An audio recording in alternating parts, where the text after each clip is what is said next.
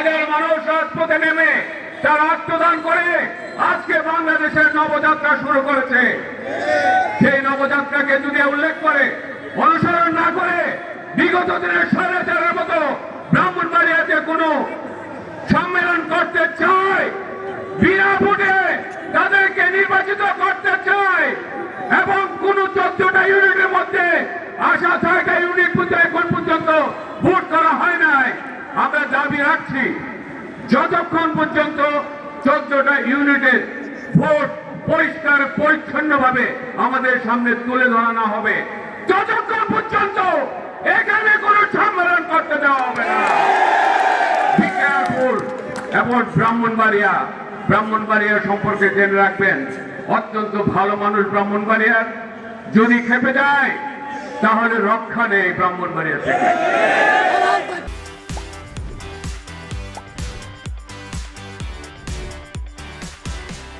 মাননীয় নির্বাচন কমিশনার, আপনাকে সম্মান দিয়ে বলছি, আপনি ব্রাহ্মণবাড়িয়াতে আসুন, ব্রাহ্মণবাড়িয়া দেখুন, ব্রাহ্মণবাড়িয়ার মানুষের কথা শুনুন, ন্যায় বিচার যেটা সেটাই সঠিকভাবে আপনি পালন করুন। একটি জায়গায় যদি মিস করেন তাহলে কিন্তু আমরা আপনাকে মানব না। আমাদের 16 তারিখ, this is our last final game. আমাদের ফাইনাল গেম হবে 16 তারিখ। আগামী 16 তারিখ এই মঞ্চে আবার বিশাল জনসভার মধ্যে আমরা প্রমাণ করে দেব আমরা এই আসল তোরা নকল, তোরা চলে যা, আমরা আমাদের দেশে থাকবো। আপনাদের মতো কথায় কথায় পুলিশের কাছে, এসপির কাছে, ডিসির কাছে আমরা যাই না।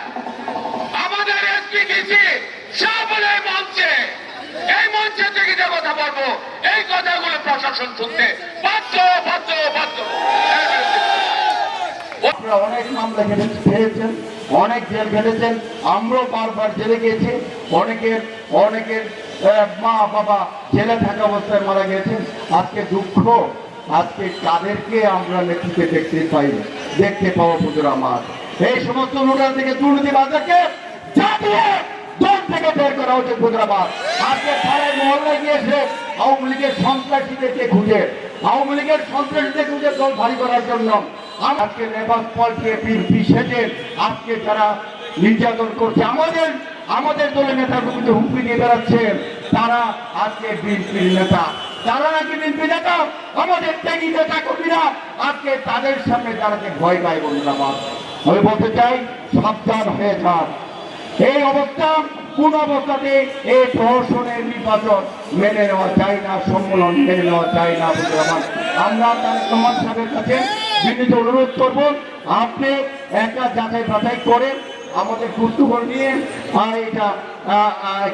একটা পরিচ্ছন্ন ভোটার তালিকা প্রকাশ করব এবং আমরা আগামী 2 দিনের মধ্যে আজকে কত 12, 13, 14, 15 এই 15 তারিখের মধ্যে যদি একটা সমাধান না হয়, আমরা কিন্তু 16 তারিখ আবার আমরা মনে করি যে একটা সমাবেশ যাচ্ছে পুরা জেলা নিয়ে 14টা ইউনিট নিয়ে আমরা আবার এবং 16 তারিখ আমরা এখানে আমরণ অনুসরণ করবো।